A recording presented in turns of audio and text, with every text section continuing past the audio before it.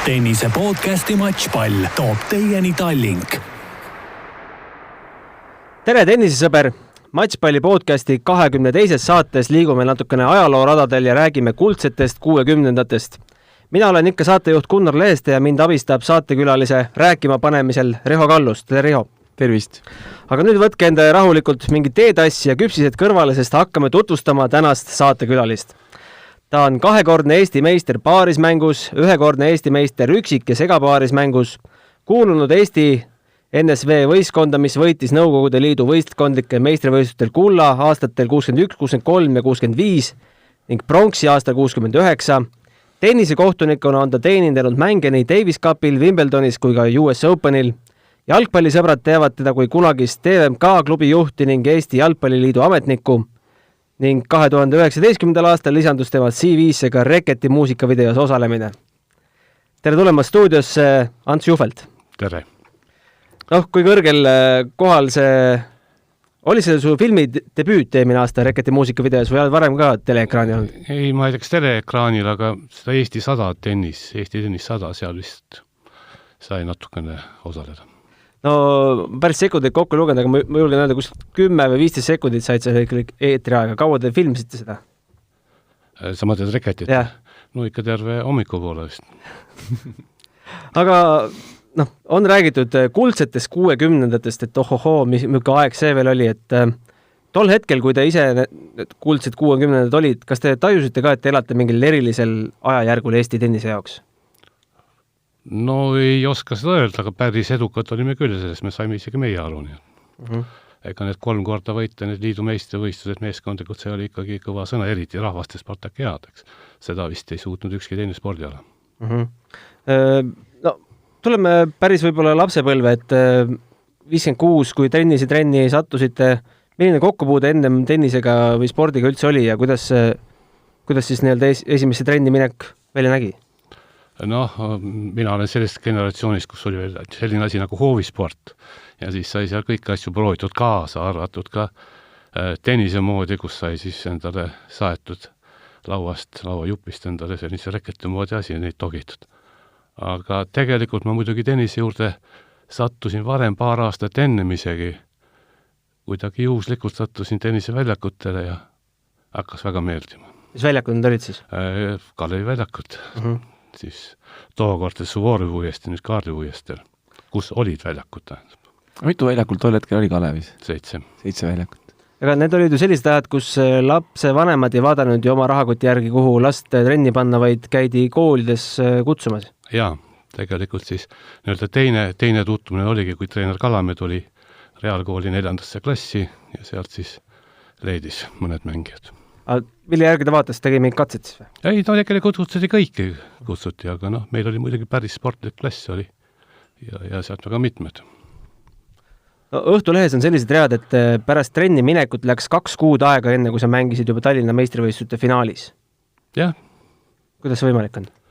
See oli D-klassis, eks. Ja ma ei tea. Tähendab, aitas kaasa sama hoovisport, huvi tennise vastu. Ja nii ta läks. Väidega konkurents oli väike, sellest tookord alustati, eks mina alustasin ju siis 10-aastaselt ja oli küll üks natukene vanem kogenum mees Peter Peterson, kes finaalis mind võitis 6-0, 6-0. Ja kaua siis aega läks enne, kui sa said aru, et selle tennisega võib kuhugi jõuda? Ma nüüd ei saa aru, kuhu ma pidin jõudma või kuhu ma jõudsin. Millal esimesed noorte meistrivõistluste medalid hakkas tulema, mis vanuseklassis? Esimesed medalid said tulla B-klassis, sest Eesti noorte meistrivõistlus tehti A-klassis ja B-klassis. Ja mina kuulusin küll esimest korda, kui ma esimese medali sain, siis ma kuulusin veel C-klassi, aga nii et 59. aastal. Kas oli juba tunda, et see noorte konkurents hakkab kuidagi aasta-aastalt tugevamaks minema seal 50-ndate lõpus? No seda, ma ei julge seda öelda. Ikkagi 60-ndal ju väga palju mängeid ja väga palju häid mängeid kuskilt ju välja ilmus. No ilmus välja, aga nad ilmusid välja niimoodi aasta-aastalt ei olnud niimoodi, et oleks olnud mõni aasta, mis oleks eriti rikas olnud mängijate poolest. Noh, võib-olla 1941 sündinud, seal oli ikkagi terve rida häid mängijaid, kellest muidugi üks on ikkagi tippmängijast Toomas Leius. aga noh, tol ajal ikkagi see oli ju valdavalt mängijatel ikkagi ju hooajaline sport. Et ei olnud ju võimalik ju sisehooajal nii-öelda mängida tennist väga. No õigus, väga ei olnud, aga otsiti igasuguseid võimalusi ja noh, eks te olete ka kuulnud neid näiteid, kus noormed mängisid kella 3-4 ajal öösse ja ise sai ka, tähendab, üks ainukene tennist, tähendab, sai mängida ainult Dünamo tennishallis, seal oli üks laudpõrand. Ja ega, mis seal salata, sai küll laupäeviti ja pühapäeviti, seal istutud ja oodatud, ehk keegi ei tule mängima. Aga sa teiste eeskujul nagu ööseks sinna kuskile põrandalla ei peitnud ennast? Ei no, ma ei olnud Kadriori poiss. Et on ka selliseid juhtumeid, kus lasti siis tuled kustu panna ja kui turvamees oli läinud või kes oli kannas korda hoidis, siis tuldi välja ja mängid öö läbi. Ja, need olid konkreetsed mehed, kes olid.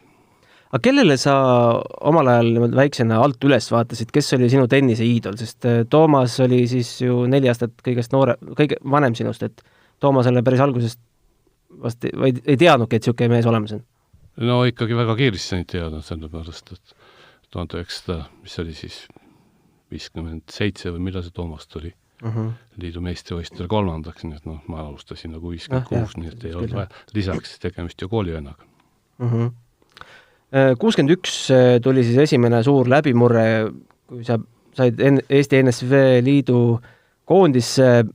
Kuidas see koondisse saamine välja nägi, kes sind märkas, kes selle koondise kokku pani? See oli väga lihtne, sellepärast, et see meestest oli 6 meest pidid olema, et siis see oli ja pluss 3 noort. Ja mina sattusin selle 3 noore hulka. Sina, Peeter Lamp ja Jaak Vahter. Läksite, see oli Gruusias, see oli vist 61. Jah, tuli siis. Mis ootustega te sinna läksite? No ootustega lootusega ka hästi mängida, aga et ära võita seda turniiri nüüd päris sellist eesmärki küll ei olnud. Jah. Millal see eesmärk tekkis või silmapiirile?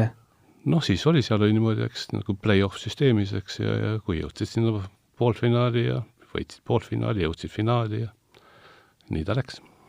Kui suur šokk see Nõukogude Liidu nende tippmeeskondadele, Moskva meeskonnale ja teistele oli, kuidas te selle tajusite? Ei tajunud, ei. Tähendab, ega Eesti tennisel on ikka väga pikaajaline autoriteet Nõukogude Liidus oli, nii seetõttu ega keegi eriti ei imestanud. Tõite ka mõned võidupunktid ära? Ma usun küll, jah, sellepärast vähemalt esimestes ringides. Ma nüüd finaalis, mulle küll tundub, et ma kaotan, sest ma olin seal muidugi jälle väga noorukene, sest teist pidi olema kuni 18, mina olin siis 16. Ja kordasite siis seda saavutust 63 ja 65, need enam nii suured üllatused ei olnud? Ei, üllatused ei olnud, aga see Spartakiadi võit ikkagi oli, 63. See oli ikkagi nagu eriline. Kes tol ajal siis niisugused suuremad konkurendid olid?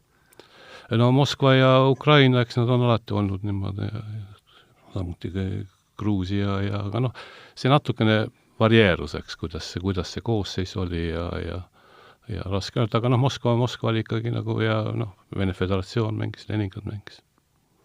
Kuidas teid vastu võeti, kui te sealt Spartakiadilt tagasi tulite? Mulle meenub, et kenasti võeti vastu, olid ikka rongil vastas ja midagi räägiti seal ja midagi nagu toimus, aga tegelikult muidugi see foon oli ikka väga positiivne, et ka hiljem, mitte nüüd ainult seal jaamas, vaid ka hiljem ikkagi nagu peeti nagu meeles ja märgiti ära. Kas toona ajakirjanikud ka vastas käisid? Pidite mingid intervjuusid jagama? Ei, mina küll vähemalt ei pidanud, võib-olla Toomase käest keegi küsis midagi. Sest Toomas tuli, kui me tagasi tulime, siis ju Toomas tuli ka esimest korda siis Nõukogude Liidu meistriks üksikmängus. 60-ndatel milline see Eesti tennise miljöö või olustik oli? Selline mulje jääb küll, et te mängite ikka hommikust õhtuni ja kõik olid ühel väljakul koos. Sest tänapäeval on kõik eri nurkades globaliseeruvas maailmas, kes harjutab Tartus, kes Hispaanias, et No ei saa nüüd öelda, et oleks Tallinnas ainult üks tenniseväljaku olnud ikkagi. Oleks niimoodi öelda, et meil 2 nagu tennisklubi oli, Dünamo ja Kalevi ja seal oli need jagunenud, eks niimoodi.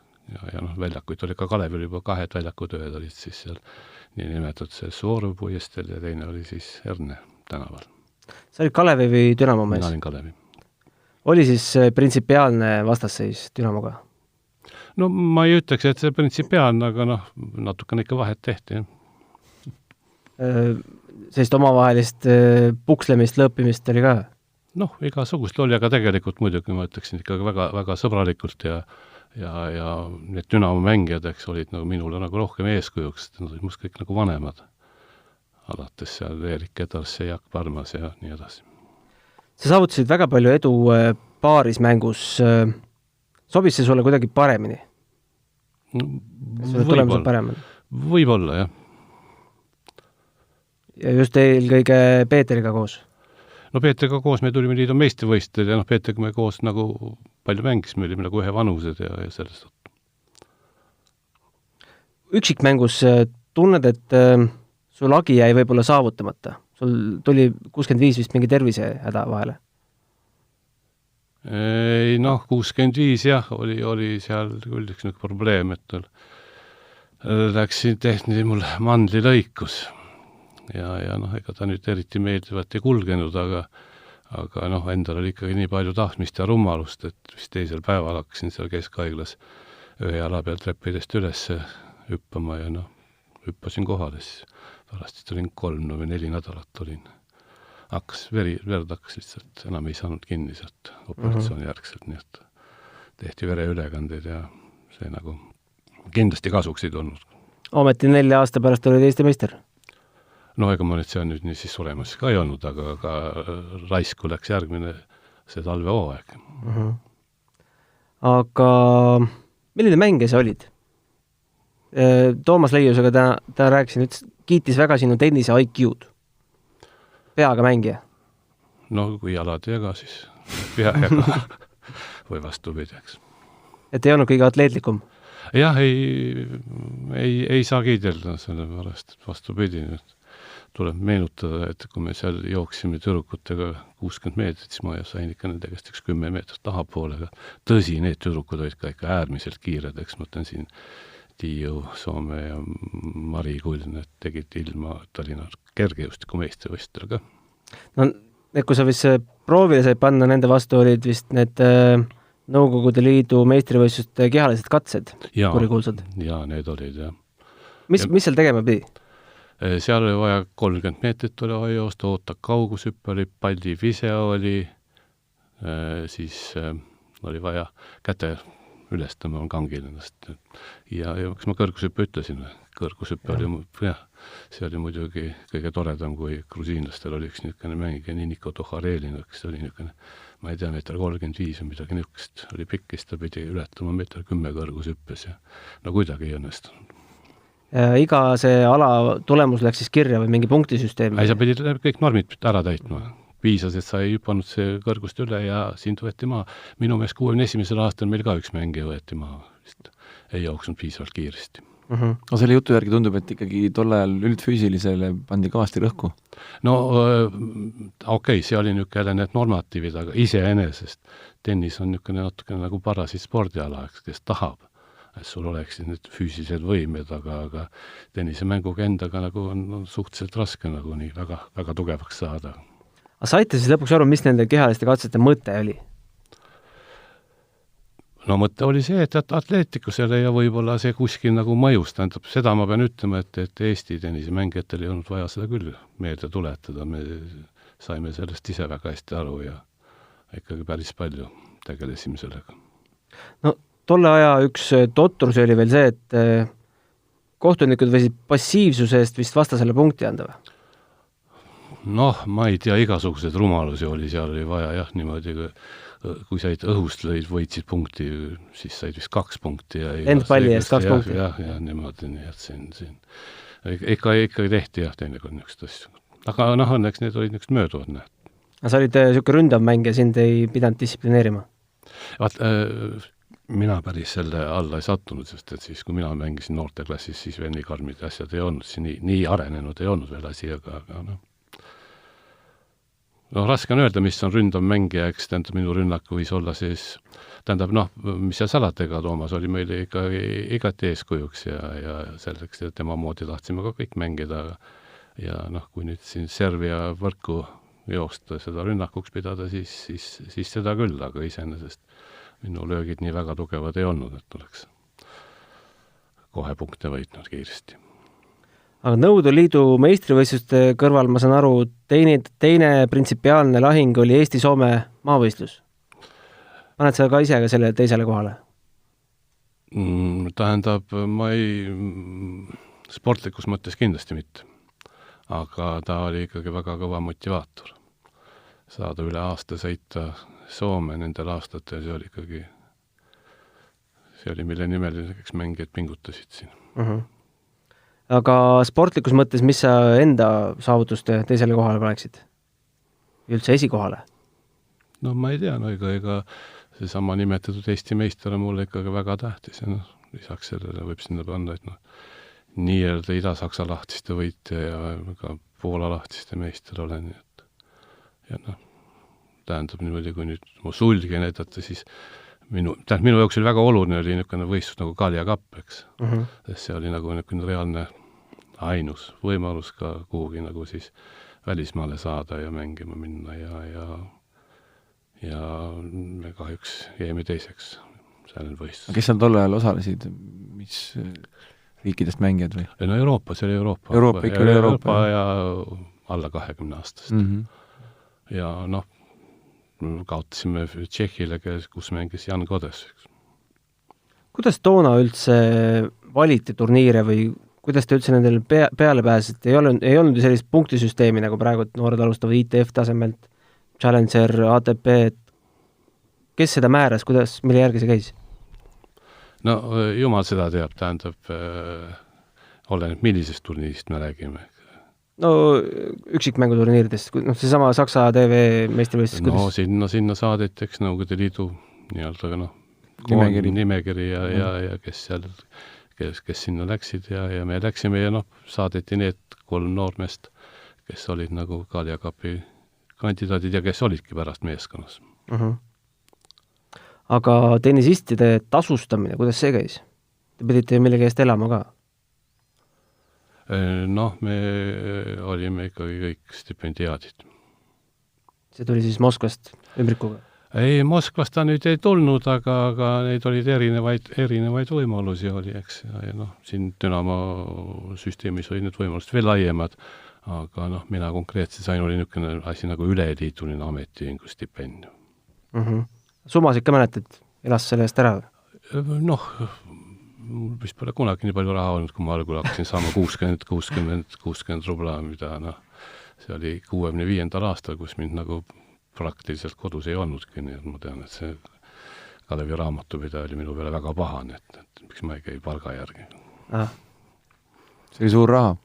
Ai, ta nii väga suur raha ei olnud, aga ütleme siis niimoodi, et kulutused olid väiksest, et võistluste läks ju toideti ja kõik niisugused asjad. Või olemas. Nii et kulud olid väiksed. Davis Cupi meeskonda pääsesid ka ühe korra? Ei. Varumehena? Ei. Okei. Ei. Kuskil ajala annaalides oled sa kirjas varumehena? Ei, Davis Cupis ma kindlasti. Aga ikkagi 70. alguses, miks sa lõpetasid? Teised sinu ealised panid veel natuke edasi? Jah.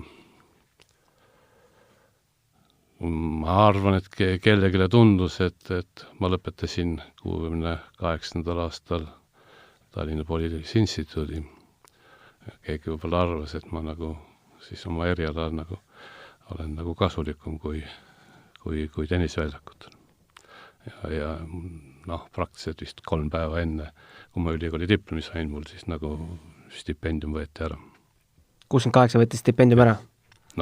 Tol ajal oli ikka 25 oli väga raske, väga kõrge vanus, mina olin siis 22, aga nii juhtus. Aga paar aastat veel punitasid? Jaa, ikka, sellepärast, et see treenitus oli ju ikkagi taga ja see kestab ikkagi mõni aeg ja ega ma siis ikkagi ju mängisin ka, ega ma ei visanud reketit nurka või aga see oli selles mõttes nagu niisugune kriitiline, kas mul olid omad plaanid, eks ma tahtsin esimest korda mängida niimoodi ilma ülikoolis käimata ka, et saaks 100% pühendada tennisele, aga läks teisiti. Kas Eesti-Soome maavõistluse ärakadumine 71 sai lõplikuks kaalukeeleks? See oli väga oluline, jah, see oli väga oluline, kas ta nüüd lõplik oli siin no, mul, tähendab, Nõukogude armee arvas hirmsasti, et ta tahab mind saada oma ridadesse.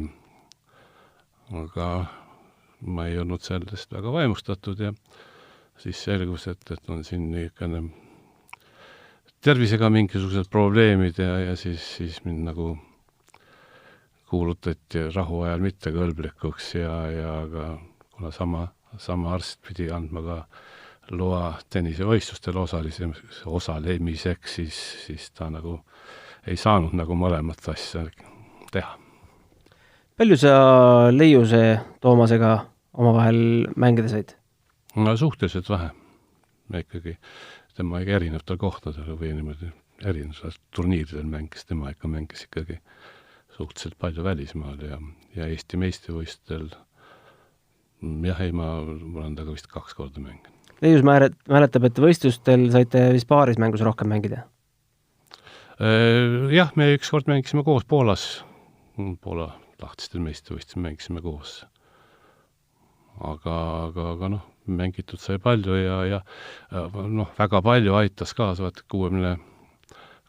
aastal enne siis seda rahvastist Spartakiaadi oli meil Tartus laager. Ja noh, laagerprogramm oli nagu ikkagi 2 korda tennist ja siis füüsiline ettevalmistus ja pärast õhtusööki. Siis minul on siiamaani, miks Toomas ja Jaak tulid meiega, Peetri ja minuga mängimis, me mängisime veel paar tundi õhtu veel seda paarismängu ja noh, need treeningud andsid ikka kõvasti juurde. Teil oli lausa kuidagi kehasse sisse kodeeritud, et õhtul peale õhtusööki tuleb ka veel mängida? Ei. See oli meie soov oli. Ei, no, ma istit imestan, et meie Peetriga oleksime valmis olnud muidugi lõpmatult mängima, aga et Toomas ja Jaak seda tegid, see oli väga meeldiv. Toomas mäletab ka mingit testvõistlust Moskvas, kus Toomas oli siis päev otsa seal mängijaid loputanud ja siis õhtul sina viimase mängijana viisid ta 5. setti. Jah, ükskord oli niimoodi küll, jah, ma vist 2-1 olin isegi settidega eest, kas ta nüüd päev, ma ei saa aru, mida ta nüüd seal päev otsa lõputas, eks, aga see oli niisugune liidu tugevamate turniir, mingi vist 8 mängijat olid ja mina olin siis seoses selle Kaalia kapiga nagu sinna kutsutud ja siis jah, seal olid situatsioonid ja jäi rabak löömata. Ja. Rabak jäi puudu siis võidust? Noh, võidust ei olnud, aga võib-olla mulle meenub paremini, kui tegelikult oli, aga ma arvan, et ma juhtisin 2-1 settidega 4-3. Ja siis oli kas see 15-30 ja oli niisugune rabak, aga noh, Toomas oli meil ju ka tuntud niisugune siis küünalpallide tõste ja hästi liikus, sai hästi palle kätte ja siis nagu noh, ega tennises ikka loeb ikka väga palju see mentaalne pool ja närvid ja kõike niisugune, noh, ei löönud esimest rabakut nii kõvasti, kui oleks pidanud ja teist oli juba raskem lüüa ja niimoodi see läks. Aga võttis siis jala tudisema ka, kui Tommi vastu eduseisus olid? Ei noh, nii otseselt nüüd jala ju tudisema ei võtnud, aga noh, ma mõtlen seda rabakut lüües küll, et käis niisugune, et noh, kuhu nurka lüüa ja mismoodi ja kuidas ja noh, oleks võinud paremini lüüa. Sind kirjetakse kui väga head malemängijat. No, kas male oli midagi, mida te laagrite ajal no Toomasega me mängisime jah, ega teistega me malet ei mänginud, aga mulle meeldis malemäng ja ma nii-öelda väikse lapsena ikkagi tahtsin malet mängida aga noh, heast mängijast olen ma muidugi kaugel. No üks allikas, kellega ma rääkisin seda intervjuud ette valmistades, rääkis legendaarse loo mingist malematšist rongis Toomase vastu, kus sa olid eduseisus ja siis Toomas võttis tund aega mõtlemisaega üheks käiguks ja lõpuks pissid talle käe pihku ja kuule, Tom, teeme viigi. No ma ei tea, kus see nüüd täpselt oli, aga kadunud Jüri Põlda ja nagu kasutas seda viik igavese mõtlemisega, üks terminit. Normaalne, mängisime malet, üks võitis, teine võitis võib-olla. Mina rohkem, aga see pole ka tähtis. Jõuame sinna kohtunike aastastesse, et kuidas see kohtuniku huvi üldse tekkis või võimalus? Noh, see nüüd kuidagi ilusti tähendab, ega rohkem nagu ikka pandi, eks. Juba noore poisina ikkagi oli kohtunikke vaja ja kohtunikke ei olnud võtta kuskilt ja siis lihtsalt pandi ja selle eest võib-olla mingisuguse talongi või midagi anti ja nii et niimoodi see hakkas. Aga ikkagi pukki ei surutud? Ikka pukki, aga tol ajal nagu eriti palju nendel turniiridel, millest ma räägin praegu, seal nagu joonekohtunikke ei olnud küll. Aga Eestist välja sind küll keegi vägisi saatnud, see pidi ikka enda soov olema? Loomulikult ei, ega soov sinna kohtunikuna olla, ega see ei olnud võõras mulle ka siin, et selles mõttes jah, mulle meeldis. Kui pikalt tuli olla kohtunik, et saada suurtele võistlustele nagu Wimbledon ja US Open? Küsimus ei ole üldse absoluutselt minus, vaid küsimus on ajajärgus. Sellepärast niimoodi lihtsalt rehvas, et mina olin siis esimesi, kes Nõukogude Liidust nagu hakkas käima nendel võistlustel, aga see on seotud paljude muude asjadega. Ja eelkõige võib-olla sellega, et Moskvas hakkasid toimuma need Kremli kapi võistlused nii meestele kui naistele. Ja siis tulid sinna kohtunikud, supervisorid ja tekkis kontakt ja ma arvan küll, et esimest korda Wimbledoni meid kutsuti sinna kui niisugust ühe Moskva kohtunikuga koos me käisime kui niisugused, kuidas öelda, midagi imelikku asja sealt Venemaalt läks. Kas sa mäletad tollest ajast mingisuguseid selliseid tennise võib-olla reegleid, mis täna tunduvad kentsakad või midagi sellist, mida ammu enam ei ole tennises? On sul mõnda niisugust näidet tuua? Ei ma ei oska nüüd öelda, et seal reeglites või midagi oleks, niisugune väga vaidlus oli siin ma ei tea, visatud pall või midagi niisugust, et 2 korda raamidega lüüa, siis või kuidagi nagu 2 lööki loeti ära ja midagi niisugust, siis lõpuks saadi aru, et seda ikka ei ole võimalik päris kindlaks selgeks teha ja siis nagu unustati see asi ära. See oli midagi seotud selle reketi iseärasusega või miks me tänapäeval ei näe? Ei, miks ei näe? Praegu lihtsalt ei tehti välja, seal olid 2 raamiga ja midagi niisugust, aga siis oli niisugune, ma ei tea, kas kunagi keegi oli siis selle palli kinni viinud reketi peale visanud täpselt või millest see oli tulnud. Aga kõigepealt pandi siis noorte turniirile või said kohe kõrgemat taset noosutada? Igal pool mängib juhuseks. Ja mina sain juhuslikult kõige kõrgemat taset Nõukogude Liidus 1963. aastal, mis oli 17-aastane liidu meistrivõistlused, sisemeistrivõistlused olid Tallinnas. Ja hakkas meeskonna võistlusega, finaalis olid siis Eesti ja Moskva.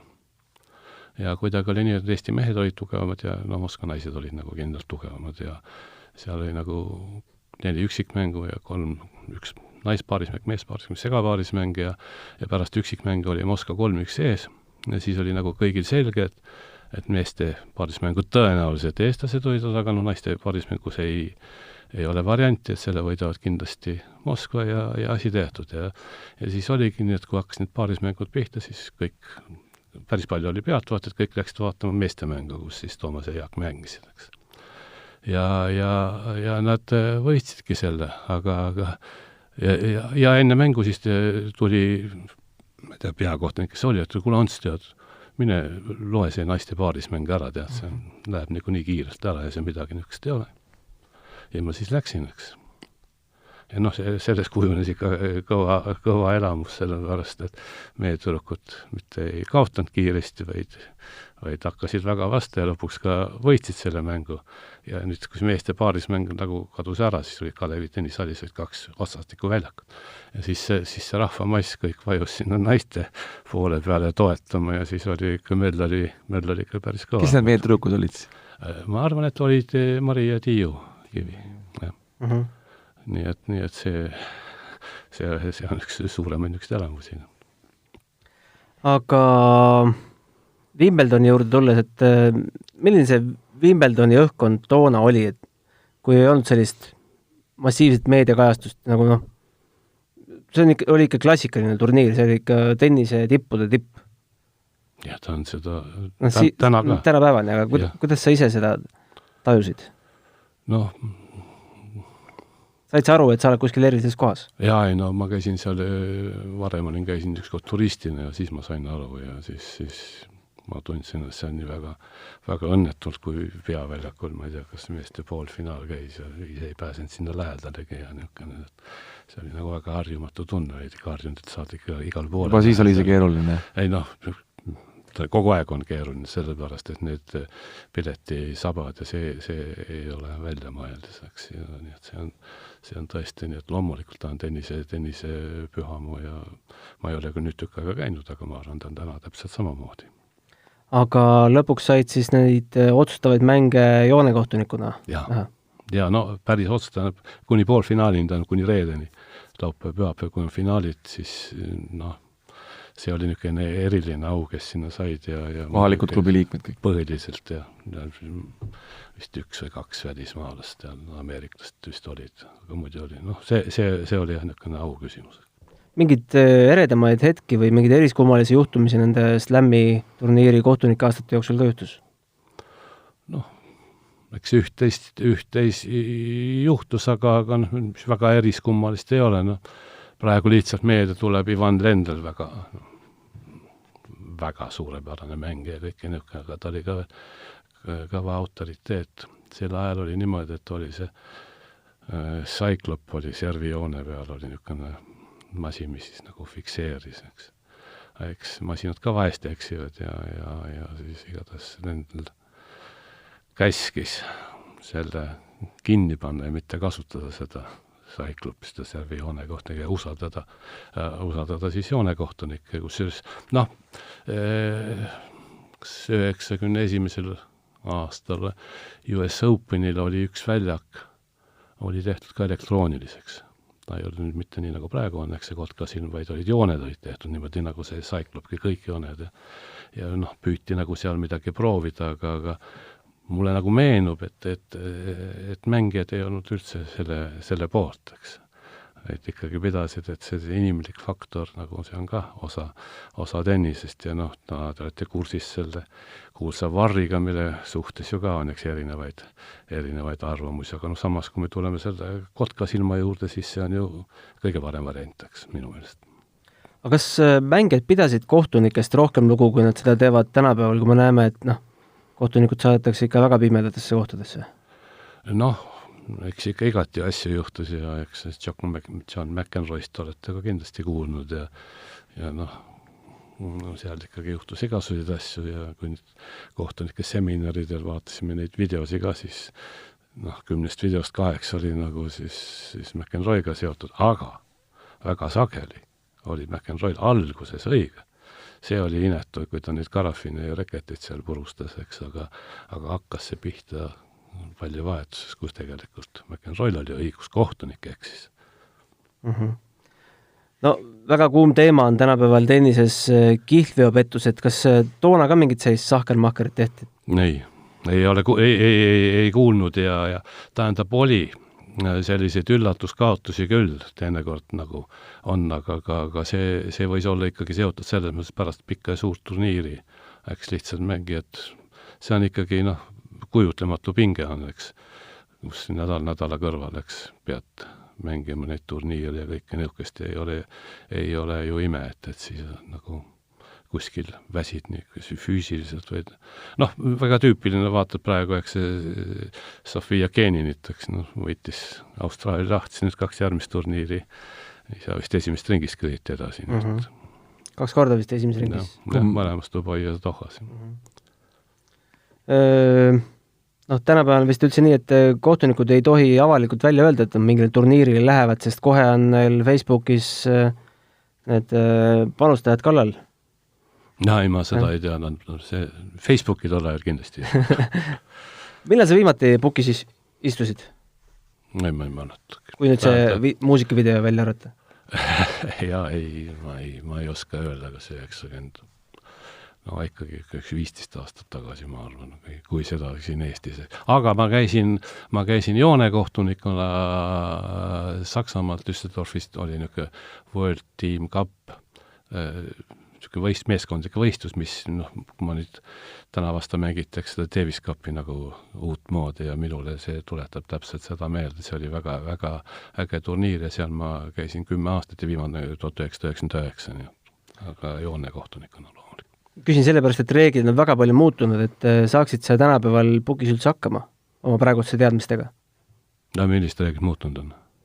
No siin need tiebreaki reeglid tulevad mängu. Näiteks me just enne seda saadet siin arutasime seda, et näiteks, et mis tennises on ju jube pudrukapsad on nagu kõikidel Grand Slamid on erinevad reeglid, kuidas 5. seti mängitakse ja siin kasutatakse noorte tennises tripsu ja niisugused igast asju, mis on juurde tulnud, et jah, on niisugused proovitakse, aga ega sisuliselt suures plaanis on sama, eks kui tal Wimbledonid, et siis ma ei tea, millal nad seda tiebreaki hakkavad mängima, see on ikka päris, ma ei tea, 12, eks, siin annab ikka oodataks, nii et täna on et Prantsusmaa on ainuke, kes on jäänud selle pika seti peale, Wimbledon on 12, US Openil on lühike tiebreak, Austraalias on 10 tiebreak, kõigil on omad reeglid.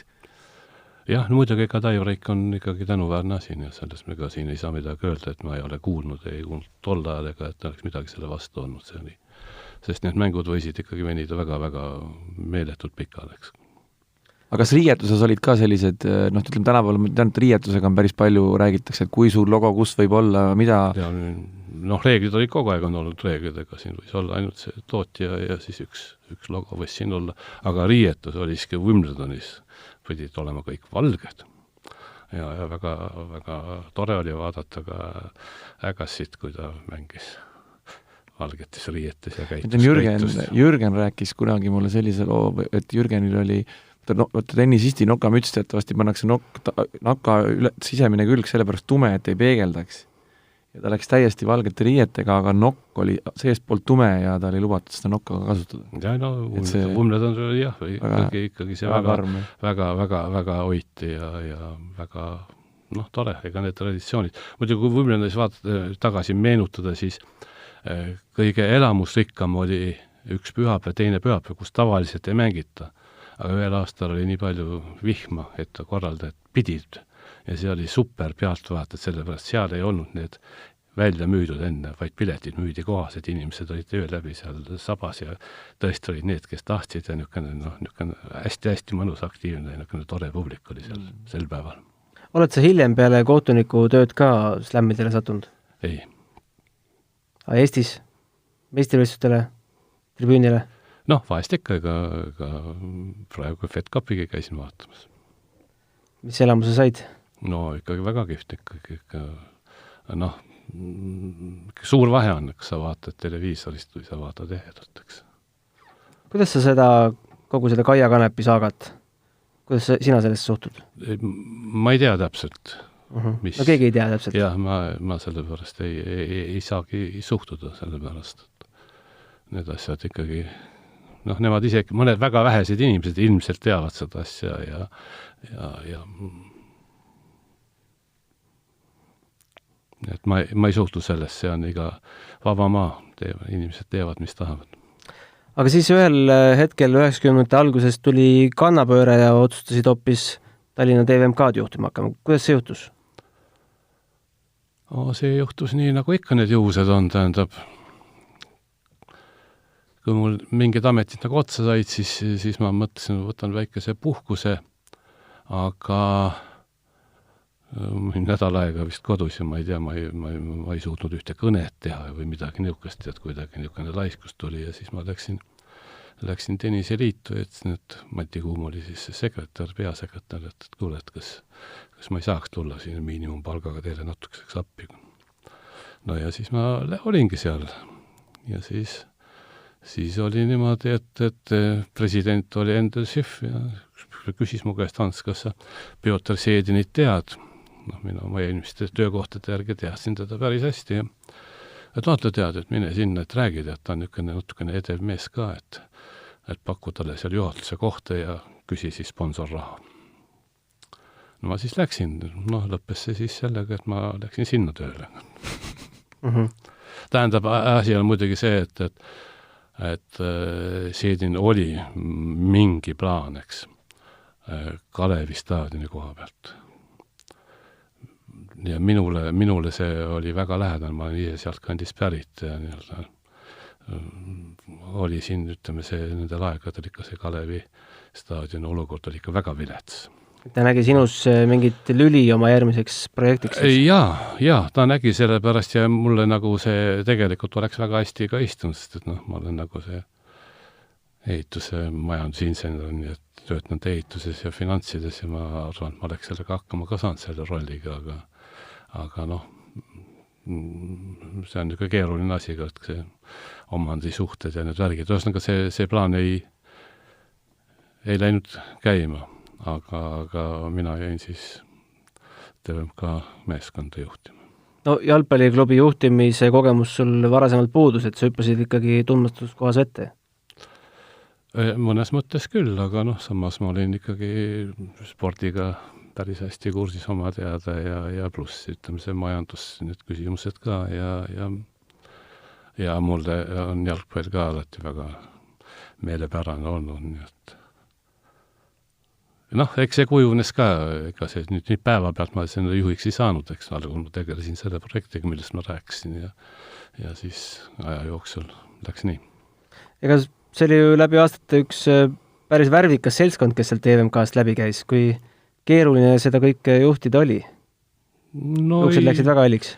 Ei, ma ei ütleks midagi, et seal oli ikkagi, see meeskond oli ju mänginud, ta oli nagu lained käinud, ta oli seal vist 10 aastat enne, seda oli vist peaaegu, et Eesti meistriks tulnud ja siis, aga need 90-need, need olid niisugused keerulised aastad igas asjas ja nii ka jalgpallis ja siis nagu Peater Seedin tahtis nagu uuesti alustada ja enam-vähem õnnestusimegi.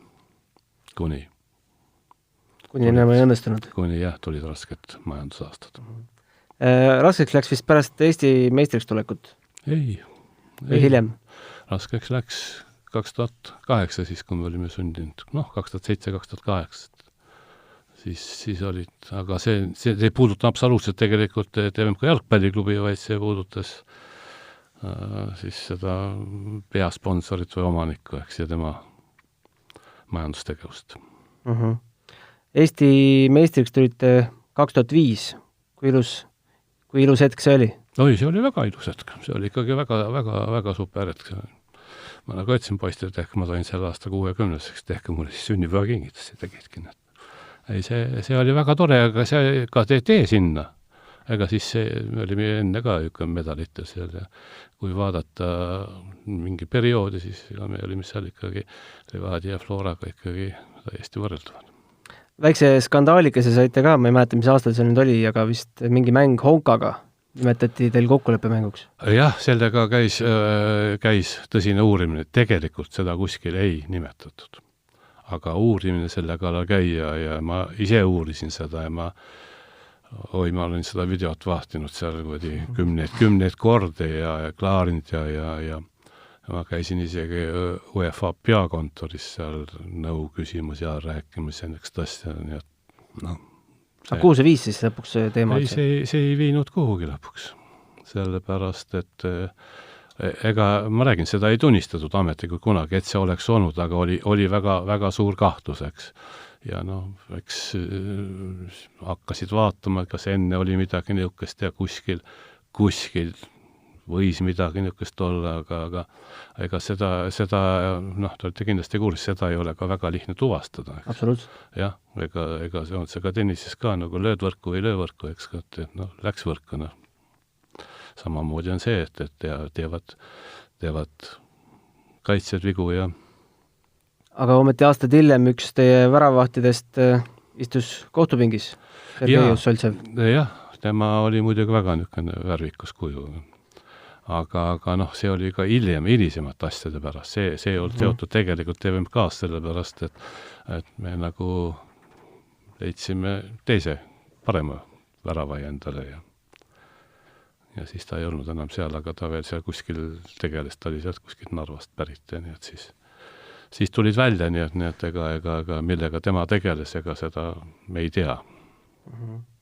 Aga jalgpalli juurde jäid ja läksid jalgpalliliidu ametnikuks? Jah, siis kui TVMK jalgpalliklubi laiali läks, siis Aivar Pohlak kutsus mind.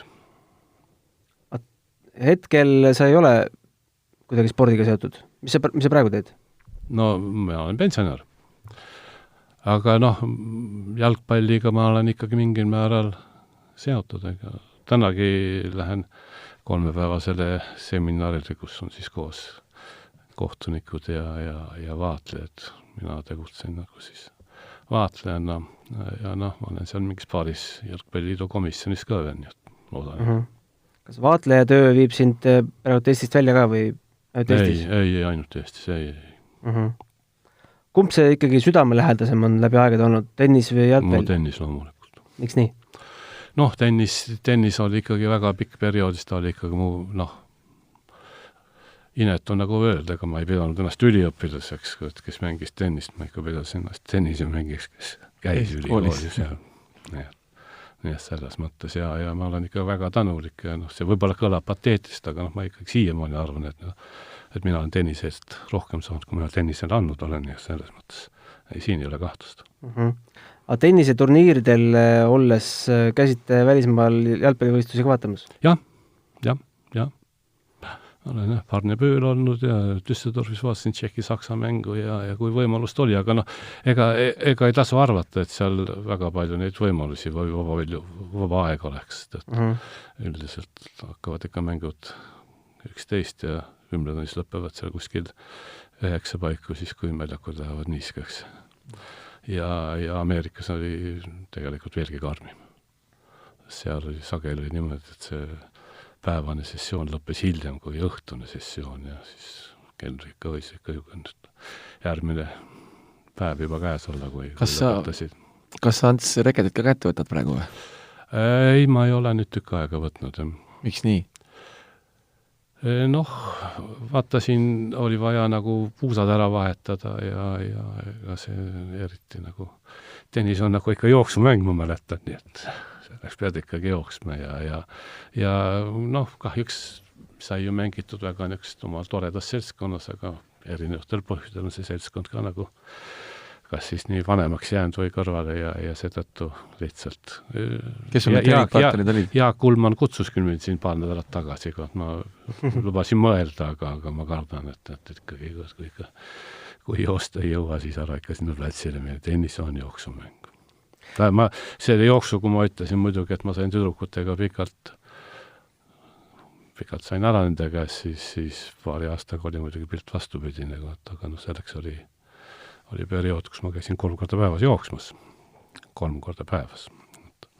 Ja, lugesin mõnuga siin Ellioti raamatuid ja siis tema treenerid, kes oli seal niimoodi ja seal Ülemiste järve liivaluidetes päris palju jooksin.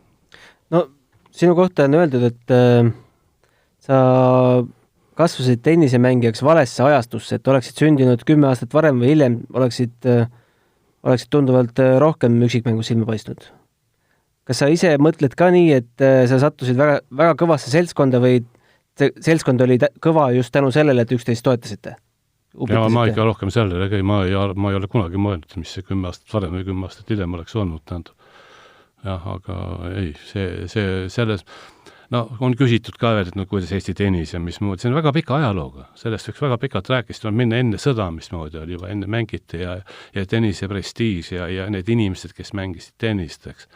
Minu jaoks rohkem kui koolis või ülikoolis ma õppisin Kalevi tenniseklubi riietusruumis, kus seal käisid sellised mängijad nagu Paul Keres ja Nadal Umed ja Gustav Järnesaks ja siis olid seal nurgas nagu suur kõrv, väike Iir ja suur kõrv kuulasid, nii et selles mõttes on tennis olnud kogu aeg Eesti rahval väga, väga lähedane ja tore on ju näha ju praegu ka, eks, et kui palju käiakse vaatamas, kui palju mängitakse, kui palju on väljakuid, selles mõttes on see kõik super. Jah, tookord oli üks ainukene Dünamo see väljak, mida tuli veel ka teiste spordialadega jaga. No, sa ütlesid praegu käiakse palju vaatamas, mulle vanadest piltidest jääb mulje, et vanasti Eesti meistrivõistluste tribüünid olid pilgeni täis. Jaa. Tänapäeval seda asja ei näe. Jah, sellepärast, et niivõrd palju muid asju on vaadata ja kui kaasa arvatud ka tennist, aga kui sa tahtsid tennist näha, siis muud võimalust ei olnud, kui sa pidid tulema väga heasse asukohta, eks, mis oli seal Võidu väljaku äärel ja tribüün oli ja polnudki vaja, eks piletit osta, läksid sinna mäe peale ja sealt vaatasid. Mul tuleb meelde üks kompliment, mis kunagi Toomas Leius mulle tegi, kui ma olin turniiridirektor Eesti meistrivõistlustel 2007, kui Urmas Sõõrumaa hakkas presidendiks ja siis Toomas ütles, et no Riho, võib-olla nüüd sa lõid publiku rekordi üle, mis oli 60-ndatel, et võib-olla nüüd äkki. See oli tookord, kui oli Kadriorus oli ma arvan, paar tuhat inimest võis olla seal, päris suur seltskond vaatas seda Eesti meistrivõistlusi. Paar tuhat. No võib-olla ja ma ei tea, kas meil nii palju tribüün on, aga okei. Ei, väga tore ja praegu on ka, ega siis natukene piinlik, aga vist ei mahtunud kõik mängule. Aga see rekord ikkagi ei kuulu sellele Kraameri tennisetsirkusele seal lauluväljakul? No ma usun ka, eks tähendab, see oli ikkagi jah, paljudel natukene pettumuseks, tulid mingit tsirkust vaatama ja tegelikult tsirkust ei saanud, aga see oli ikkagi kõva sündmus oli. Ma olin palju võis. Just tahtsin küsida, mida sa sellest pallipoisi ajast seal mäletad? Kuule, sain sama kauge nagu sinust, eks me olid niisuguste meestega nagu seal Lewis Hode ja Leo Hode ja Tony Tribert ja jumaloist. Kõik, kes, kui mitte esireketit, siis vähemalt esikümne mängijad tollal. Hode oli ikkagi ju väga kõva mängija, ikkagi number 1, eks, ja siis väga huvitav see, et Barry McKay, kui oli üks Ameerikan, eks oli ka kindlalt maailma 10 mängija hulgas, suur, tugev. Mängisid siin, tie-breaki oleks vaja, mängisid taanlasse Kurt Nilssoniga mängi kuskil 12 lõpetati ära, sest oma servi keegi ei kaotanud. Aga ma tahtsin öelda seda, et tore oli see, et San Francisco mingil turniiril järsku mind viidi, et näed, et seal on üks niisugune, peaks sul tuttav mees olema, ja mul oli siis õnn kohtada Barry McKayga seal ja rääkida, mäletas muusest Eestit ja väga positiivselt.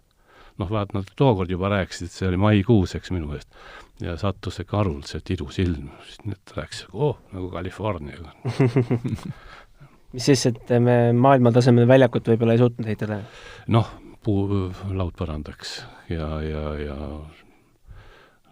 nüüd enam teatavasti laudpõrandal ei tohi üldse mängida, eks, kuigi me siin üritasime veel mõned aastad tagasi Davis Cupi mängudel seda kasutada. Meie salarelv oli see. Kapteni Harri Nepi salarelv. Ei, nad suhtusid sellesse kõike ja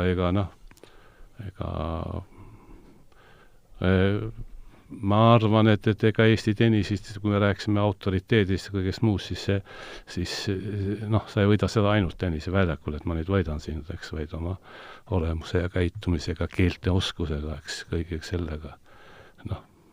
Sind võetakse omaks ja ma arvan, et mind kutsuti sinna Wimbledoni 4 aastat järjest, tavalist välismaalist nii palju kutsuta, aga siis võib-olla ka mitte sellepärast ma nii väga hea joonekohtunik olin, aga ju siis mingid muud asjad. Hakkame vaikselt otsi kokku tõmbama. Tänapäeva vaadates, kui need 60 olid kuldsed, siis mis ajastul me praegu oleme? Mis nime me praegu selle tennise ajajärgule võiks anda? Väga kõrgel tasemel on, tähendab, tennis ja kui meil on ikka 2 mängijat, eks on 100 parema naise hulgas, siis see on ikkagi väga kõva sõna ja Jürgen oli siin hiljuti ka veel, eks niimoodi on, aga ma ei oska, tähendab, need pannakse ajastud nimetakse ikkagi hiljem, eks. Ja selle tõttu ka, et pärast 70-ndad, eks, enam ei olid edukad muuseas, eks. See oli küllalt, millest rääkida, eks, oli palju häid mängeid, oli neid saavutusi, eks, aga ei olnud 103 meistritiitlit, eks, sest mis oli niimoodi ja sellega võrreldes siis, eks, ja sattusid muidugi head, nii et mul on natukene muidugi kahju tegelikult, eriti meie naismängijad oleksid palju rohkem väärt olnud. Aga ära nüüd küsi, kuidas nüüd võistlustele saadeti või ei saadetud õigemini, nii et need asjad käisid nii-öelda oma rada ja teile on vist väga mõistmatu on üks niisugune nagu inimpäev välismaal, et niisugune, mis mõõtühing see on, aga ka tol ajal oli see Nõukogude Liidu plaanimajanduses mida ka Sanett ka loeb neid? ei noh, kus keegi ei teagi seda, eks.